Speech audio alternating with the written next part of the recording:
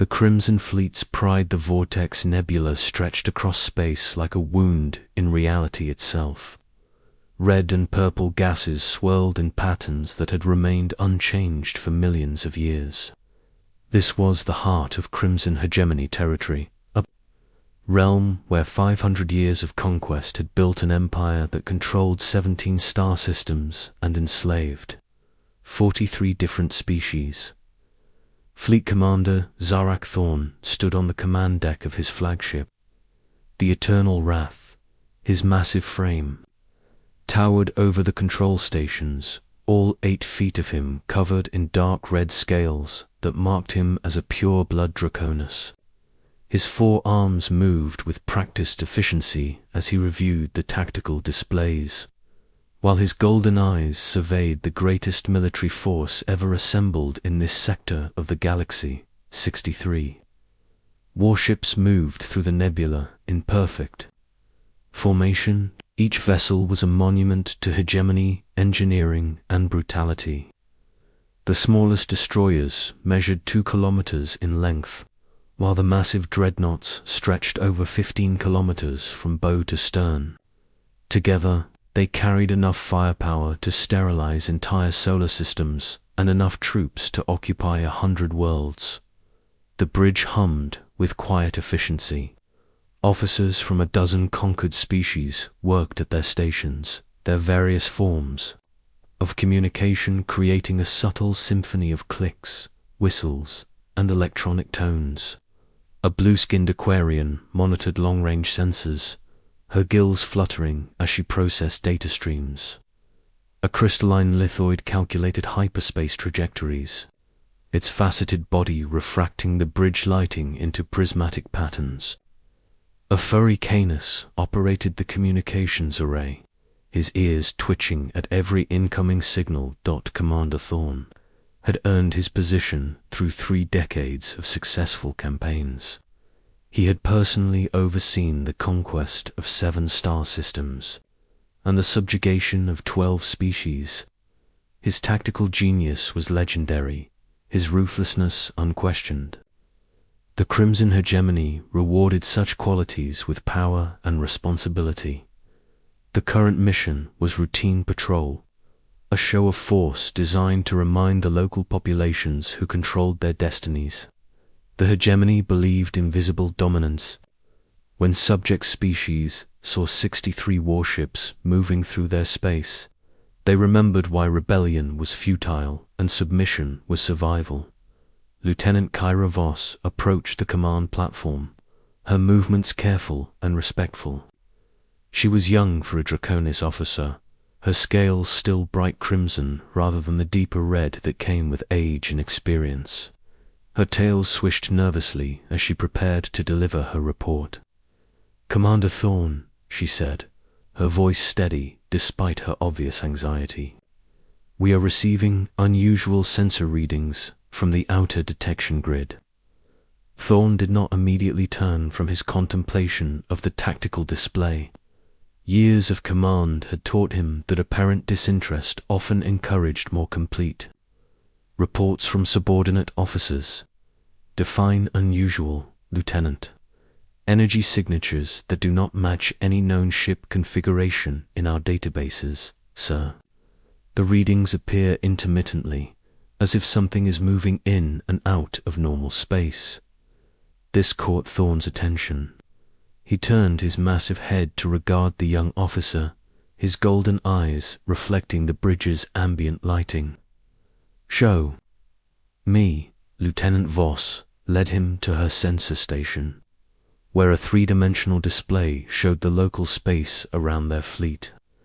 Green icons represented hegemony vessels, arranged in their standard patrol formation, but at the edge of the display, small yellow contacts appeared and disappeared like fireflies in the night.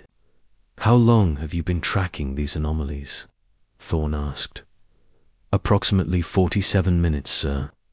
They began near the 3rd planet's asteroid belt and have been moving steadily in our direction."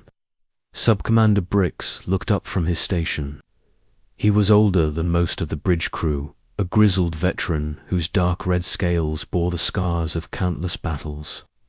His experience made his opinion valuable, even when it contradicted his superiors. Could be sensor ghosts, Commander.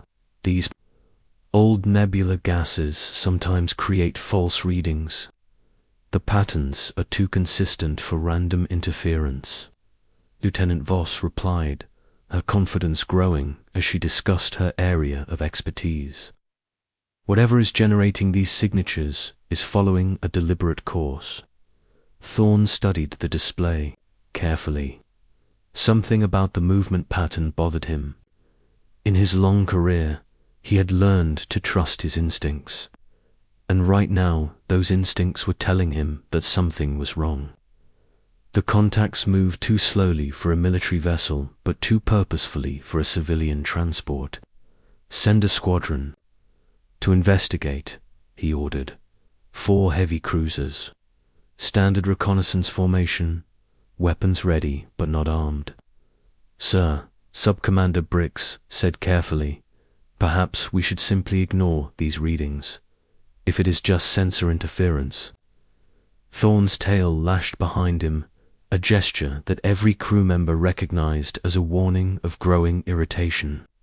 I did not ask for your opinion on fleet deployment, Sub-Commander. Send the squadron. Yes, sir. The 4 heavy cruisers' domination, conquest, supremacy, and victory broke formation and moved toward the source of the sensor anomalies. Each ship was 1.5 kilometers long, armed with enough weaponry to reduce a city to ash and carrying 1,500 elite troops. Together, they represented more military power than most species could assemble in their entire fleet. For the next 30 minutes, the bridge crew monitored the squadron's progress. The cruisers moved efficiently through space, their sensors scanning every cubic meter of the target area. If anything was hiding in that region, they would find it. Then Captain Morak's voice crackled over the communications system.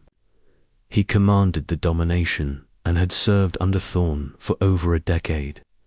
His reputation for thoroughness was matched only by his loyalty to the hegemony. Commander Thorne, this is Captain Morak reporting from the search area. Report, Captain. Sir. We have visual confirmation of an unknown vessel, transmitting image data now. The main display screen flickered and changed to show the view from one of the cruiser's external cameras. Against the swirling backdrop of the nebula, a ship hung motionless in space, but this was unlike any vessel in the hegemony's extensive databases. The ship was small by military standards, perhaps 600 meters in length. Its hull was a deep matte black that seemed to absorb light rather than reflect it. The design was elegant yet alien, with flowing curves that suggested organic growth rather than mechanical construction. Strange protrusions along its sides pulsed, with a faint blue light, and the entire vessel seemed to shimmer slightly, as if it existed partially outside normal space. Several bridge officers gasped audibly. In 5 centuries of conquest, the hegemony had encountered hundreds of different ship designs, from the crystalline vessels of the lithoids to the biomechanical constructs of the swarm species. But this ship looked like nothing in their records. What species builds ships like that? Thorne demanded. Intelligence Officer Dex, a pale humanoid with an enlarged cranium, frantically searched his databases. Unknown, sir. The design principles do not match any known galactic civilization. The hull material appears to be some form of advanced composite that absorbs electromagnetic radiation across all spectrums. Captain Morak, Thorne called. Attempt to establish communication with the unknown vessel. Already tried, sir. We have transmitted standard greetings in 47 languages and received no response. The ship appears to be powered, but we cannot detect any conventional propulsion or weapon systems. Sub-Commander Brix leaned forward in his chair. Could it be a derelict? perhaps an ancient vessel from some extinct civilization. The power readings suggest otherwise, Lieutenant Voss reported. Whatever is powering that ship is beyond our current understanding of energy generation. Thorn felt a chill run down his spine. In his long career, he had never encountered technology that the hegemony could not understand or counter. Their scientists had decades of experience, reverse engineering captured alien technology. Every species they had conquered had eventually revealed their secrets. Captain Morak maintained surveillance of the unknown vessel. All ships assumed battle formation, Alpha 7, around the contact. The Crimson Fleet moved like a living organism, each ship taking its assigned position with practiced precision. Within minutes, the mysterious vessel found itself at the center of a sphere of 63 warships. Weapon systems powered up, creating an energy field so intense that it made the surrounding space glow with deadly light. This was the hegemony's standard intimidation tactic. When faced with overwhelming force, most species chose survival over valor. The sight of enough firepower to crack moons usually encouraged cooperation and submission. Unknown vessel, Thorn's voice boomed across space, carried by powerful transmitters that could reach across star systems. You have entered territory controlled by the Crimson Hegemony. Identify yourself immediately or be destroyed. They waited. The dark ship hung in space like a piece of the void itself, surrounded by the galaxy's most feared military force. No response came from its alien hull. Repeat the transmission, Thorn ordered. Use all emergency frequencies. Again, his words traveled through space to the mysterious vessel. Again, silence was the only reply. Lieutenant Voss looked up from her sensor station, her young face creased with confusion. Sir, I am detecting power fluctuations within the unknown vessel. Energy levels are increasing rapidly. What kind of power fluctuations? I do not. No, sir. The energy patterns are unlike anything in our database. The readings are off the scale. Thorn's instincts screamed at him. Every warrior sense he had developed over decades of combat was telling him to attack immediately, before whatever was happening aboard that ship could be completed. All ships, he commanded, arm weapon systems. Prepare to fire on my order. 63. Warships simultaneously charged their weapon systems. The space around the small black vessel became a constellation of targeting beams and energy signatures. In moments, enough destructive power to sterilize a continent would focus on a single target. But before Thorn could give the order to fire, the impossible happened. The unknown vessel simply vanished, not destroyed, not moved to another location, but gone as completely as if it had never existed.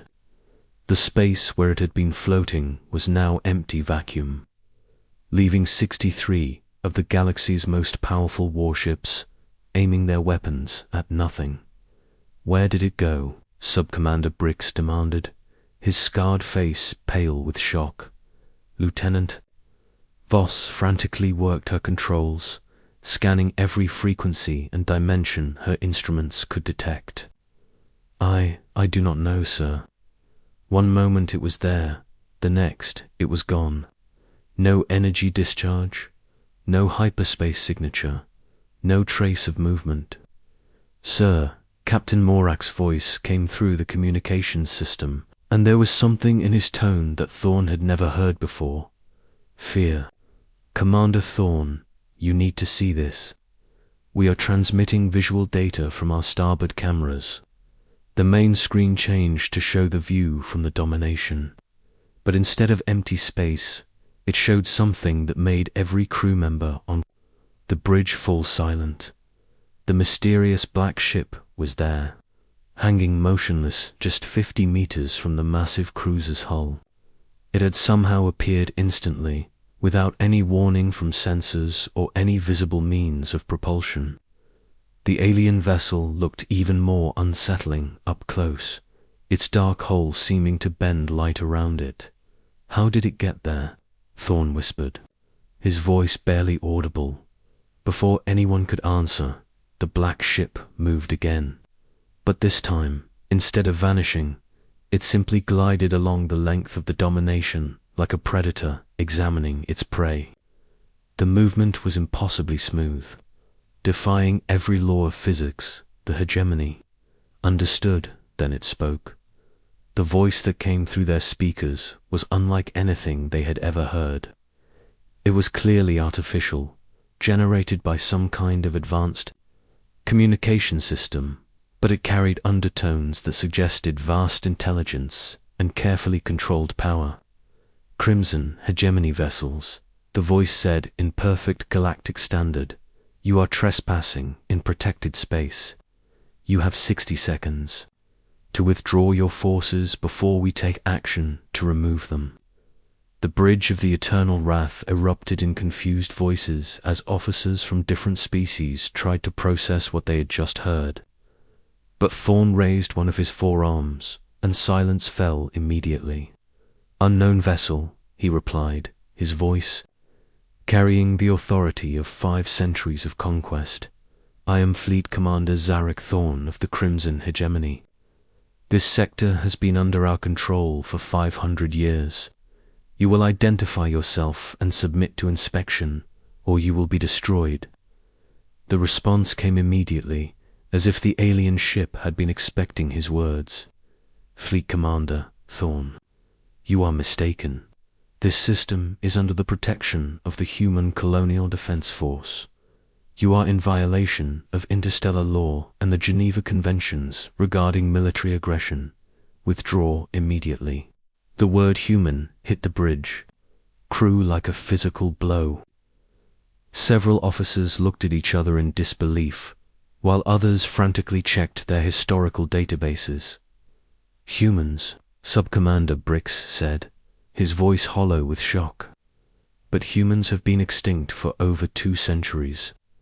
We destroyed them ourselves during the Purification Wars." Intelligence Officer Dex was already pulling up files, his enlarged cranium pulsing as he processed vast amounts of data. "Confirmed, sir. The human species was eliminated 230 years ago. The hegemony led a coalition of 8 species in a systematic extermination campaign. Every human world was sterilized, every human ship destroyed. We have the records." Thorne remembered the stories from his grandfather's generation. The humans had been a young species, barely for centuries into space travel. They had claimed perhaps 50 worlds on the outer rim of the galaxy. They were not particularly advanced, not especially numerous, but they had possessed one quality that made them dangerous to the established order. They refused to submit. When the growing human colonies had rejected hegemony rule, the decision had been made to eliminate them entirely. It had been a controversial choice at the time. Some species had argued for simple conquest and enslavement, but the humans had fought back with a ferocity that impressed even veteran hegemony commanders. They had continued fighting even when facing impossible odds, even when their defeat was inevitable. The hegemony leadership had decided that such a stubborn species would never make reliable servants. Complete extermination had been the safest option. "Tell them," Thorne said, his voice cold as the void between stars, "that humanity is extinct.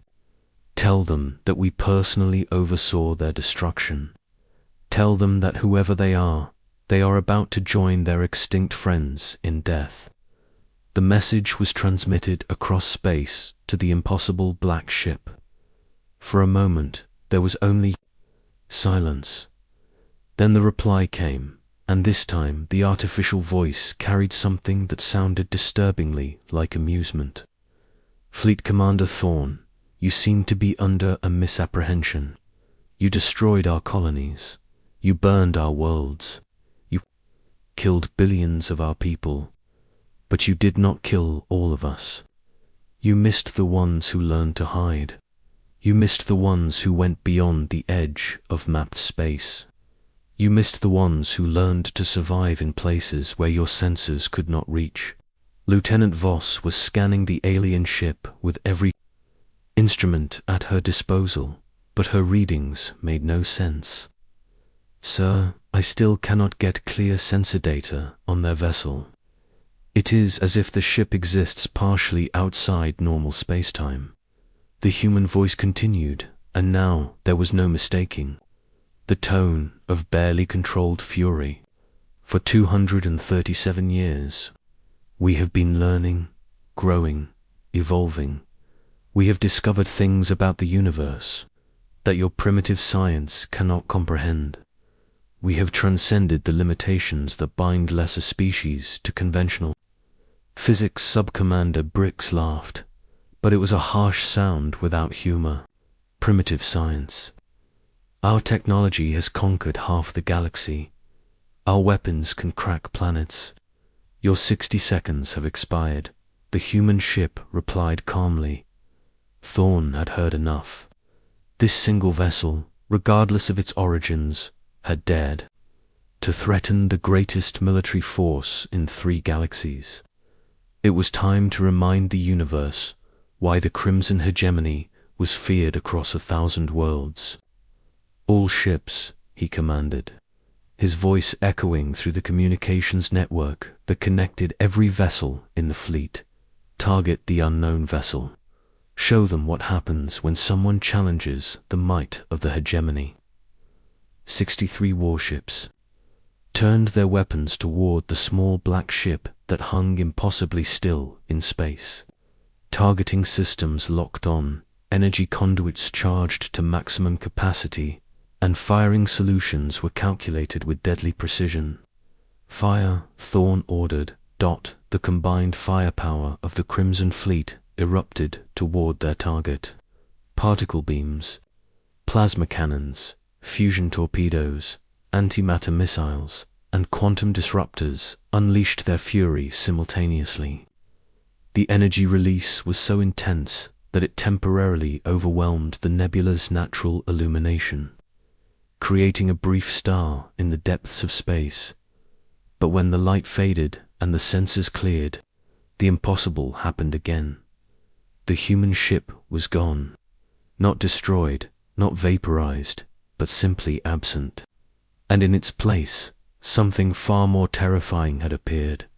Where one small vessel had been, now there were dozens. Black ships of various sizes materialized throughout the hegemony formation, appearing between and around the massive warships, like shadows given substance.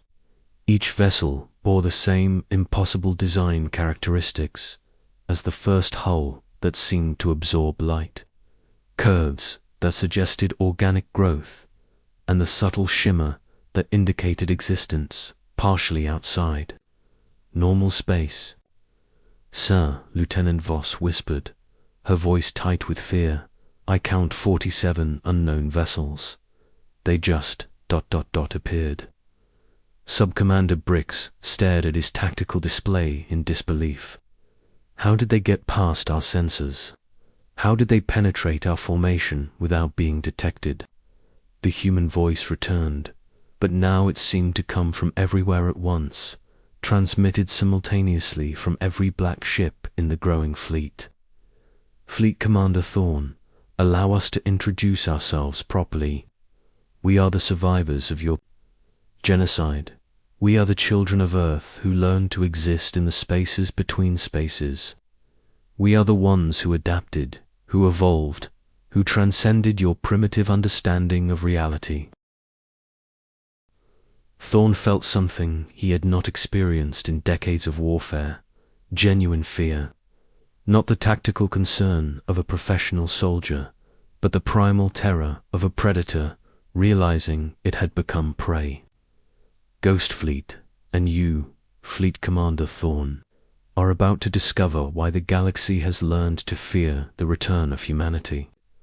The 242nd war, the Bridge of the Eternal Wrath, had fallen into a silence so complete that the only sound was the soft hum of life support systems, where moments before there had been one mysterious vessel. Now 47 black ships surrounded his fleet like wolves circling their prey. Lieutenant Voss broke the silence, her voice barely above a whisper. "Sir, the energy signatures from these vessels are off every scale we have. Each ship is generating power levels that should require an entire star system to produce." Sub-Commander Brix was frantically working his console, trying to establish some kind of tactical advantage. "I cannot get weapon locks on any of them. Our targeting systems register the ships as being there, but when we try to lock on, it is as if they exist in multiple locations simultaneously." The human voice returned, emanating from speakers throughout the hegemony fleet. Every ship in Thorn's command was receiving the transmission simultaneously, despite using encrypted military channels that should have been impossible to penetrate. "Fleet Commander Thorn, we will explain what you are facing as your final lesson before judgment. 2 centuries ago, your people made a critical error. You assumed that destroying our worlds meant destroying our species. You were wrong, intelligence." Officer Dex looked up from his workstation, his enlarged cranium pulsing with the effort of processing massive amounts of data. "Sir, I am detecting quantum fluctuations around each enemy vessel. They appear to be existing in a state of dimensional flux, phasing in and out of normal space-time.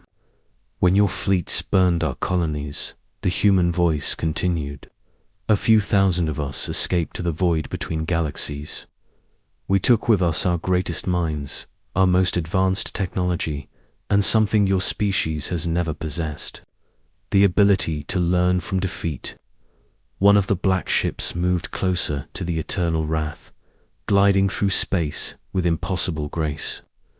As it approached, Thorn could see details that made his scaled skin crawl. The hull was not merely black. It seemed to be made of crystallized space itself, a material that bent light and reality around it. "We spent the first 50 years simply surviving," the voice explained. "The void between galaxies is harsh, cold, empty. Most species would have perished, but humans adapt. We learned to harvest energy from quantum foam. We learned to build habitats in folded space. We learned to exist where existence should be impossible." Captain Morak's voice crackled over the communications system from the Domination. "Commander Thorn, our sensors are detecting massive gravitational distortions around the enemy vessels. They appear to be manipulating space-time itself as a form of propulsion." The next 100 years, the human transmission continued. "We spent learning. We discovered that reality has layers your science cannot perceive. We found ways to tap into the fundamental forces that bind the universe together. We transcended the limitations of conventional physics." His voice: "Enough of this mystical nonsense. You are still just flesh and blood. You can still be killed." He activated his fleet-wide communication system. "Target the nearest enemy vessel and fire at will." Devastating as the first hegemony weapons fired, the human ships simply stepped sideways through dimensions. Particle beams passed through empty space where targets had been microseconds before. Fusion torpedoes detonated harmlessly in vacuum. The entire opening salvo of the galaxy's most feared fleet accomplished nothing except illuminating the nebula. With useless pyrotechnics, "Your final lesson," the human voice said, "begins now." The nearest human ship, a sleek vessel perhaps 400 meters long, approached the heavy cruiser Supremacy. Captain Vex, commanding that vessel, immediately ordered evasive maneuvers and full defensive fire. The cruiser's point defense systems erupted in streams of plasma and metal, creating a deadly barrier that could shred fighter squadrons. The human ship moved through the defensive fire like it was passing through a light rain.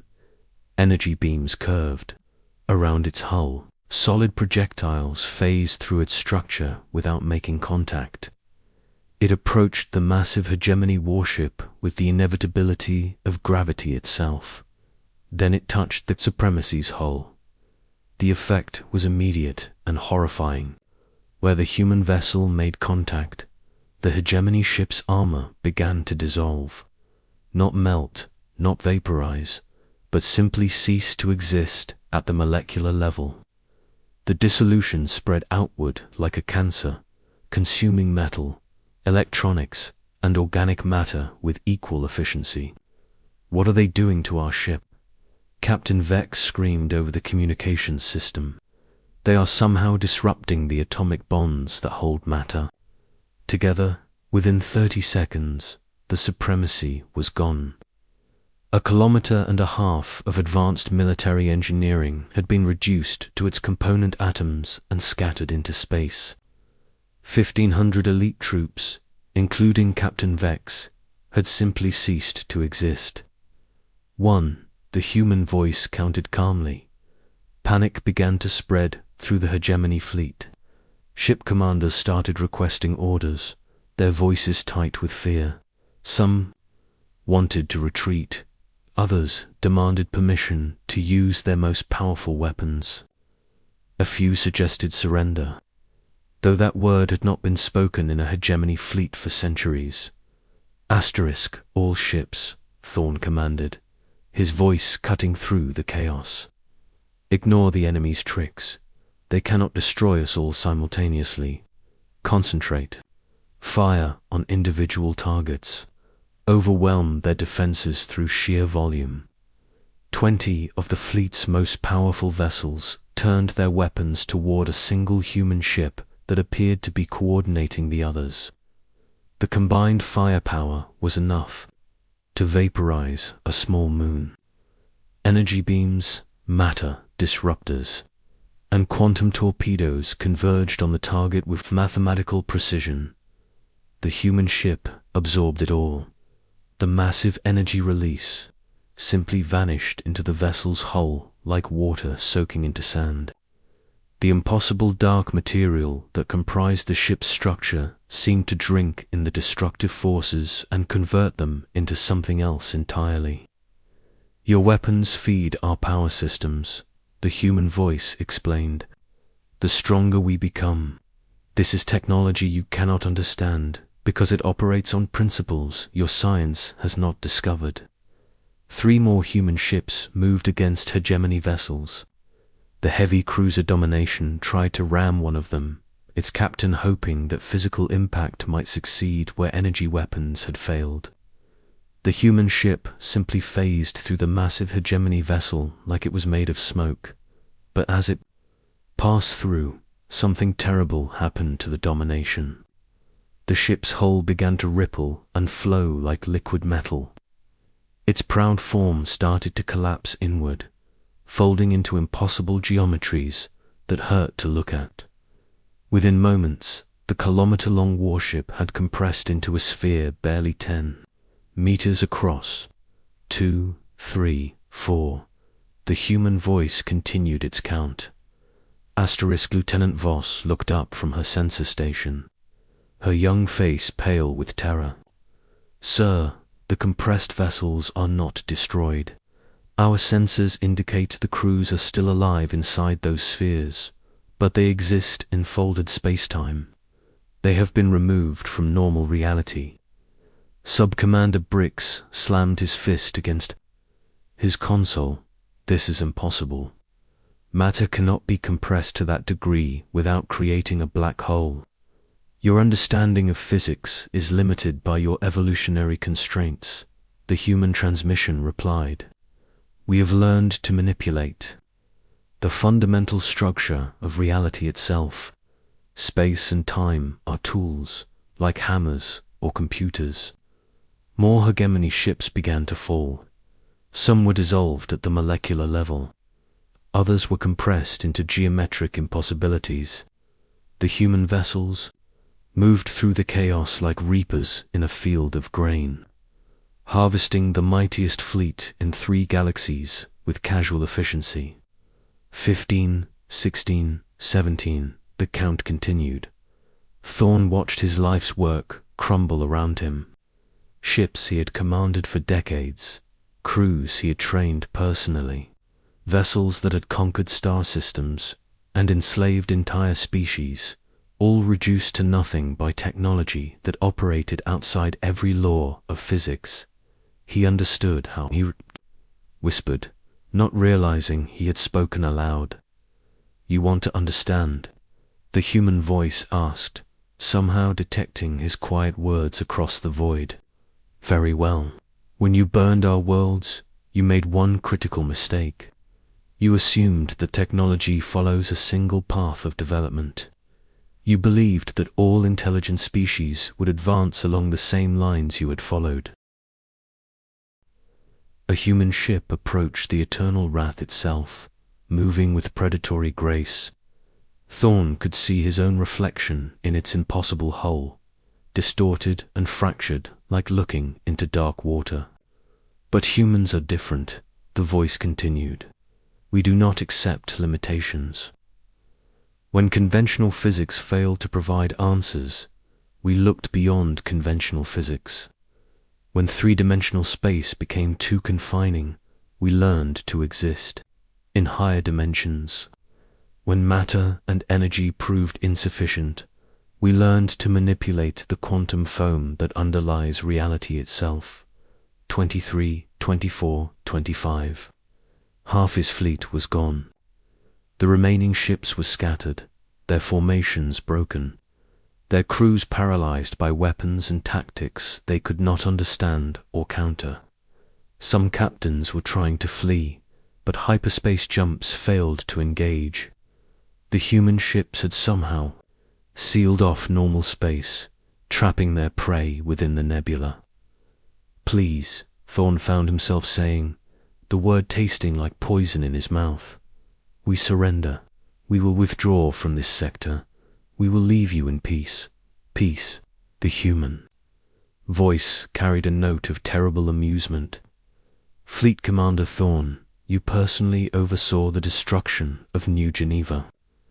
You commanded the fleet that sterilized New Tokyo.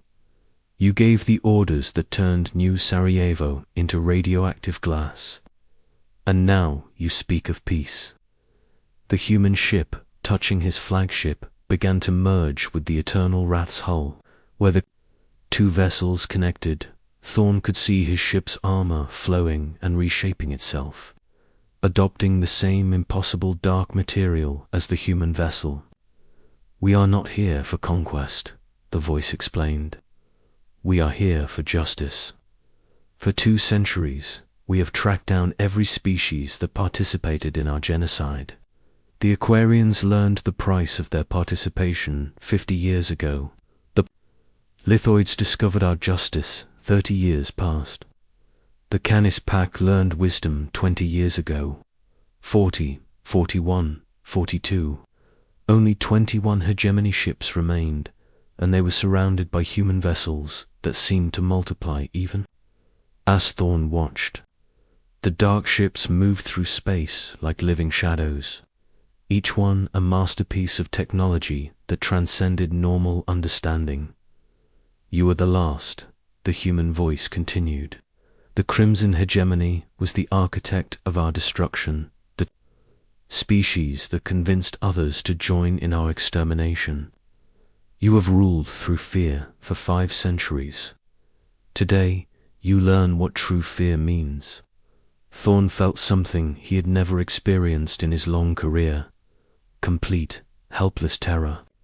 Not the tactical concern of a soldier facing superior numbers, but the existential dread of a creature confronting forces beyond its comprehension. "What do you want?" he asked, his voice barely audible. Justice, the human voice replied. But your species will survive, Fleet Commander Thorn. Some of your ships will return to hegemony space to carry word of what happened here. They will tell the galaxy that humanity has returned, and that the age of conquest through brutality is ending. The dark material from the human ship had covered most of the Eternal Wrath's hull now. Thorn could feel his vessel changing, its systems adapting to technologies that operated on principles his species had never imagined. The 10 ships we are allowing to survive will carry our message, the voice continued. Tell the galaxy that the human ghost fleet patrols the void between stars. Tell them that species who prey upon the weak will answer to us. Tell them that the universe has new guardians. 57, 58, 59. 4 ships remained of the mighty Crimson Fleet. The Eternal Wrath, 2 heavy cruisers, and a single destroyer hung motionless in space, surrounded by the impossible vessels of humanity's return. The surviving crews could only watch as their comrades disappeared into folded space or dissolved into their component atoms. The war is over, Fleet Commander Thorn, the human voice said. It lasted exactly 4 minutes and 7 seconds. Your species ruled through superior firepower for 5 centuries. Today, you learned that there are powers in the universe that transcend conventional military might. The human ships began to fade, not departing but simply becoming less real, as if they were returning to whatever higher dimension they normally occupied. But their message remained, burned into the minds and souls of every surviving hegemony crew member. Remember this day, the voice said as it grew distant.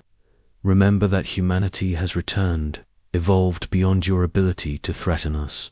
Remember that the galaxy has new protectors, and that the age of conquest is ending. As the last human vessel faded from view, Thorn found himself alone with the survivors of his once mighty fleet. 4 ships where there had been 63, 4,000. Crew members where there had been nearly 250,000. The greatest military force in 3 galaxies had been reduced to a handful of survivors in less than 5 minutes. Lieutenant Voss looked up from her sensor station, tears streaming down her scaled face. Sir, what do we do now? Thorn stared out at the empty space where the human ships had been, his mind struggling to process what he had witnessed. Technology that operated outside known physics, weapons that turned matter into energy and space into time. Beings who had transcended the limitations that bound every other species in the galaxy. We go home, he said quietly. We deliver their message, and we pray that the galaxy listens before it is too late. The 4 surviving ships of the Crimson Fleet turned away from the Vortex Nebula and began their long journey home. Behind them, the swirling gases continued their eternal dance, indifferent to the revolution that had just taken place in the depths of space. Humanity had returned to the galaxy, no longer as victims, but as something far more dangerous, as judges, and the age of conquest through brutality had indeed come to an end, replaced by something the galaxy had never known before. Accountability. The silent thunder had spoken, and the universe would never be the same.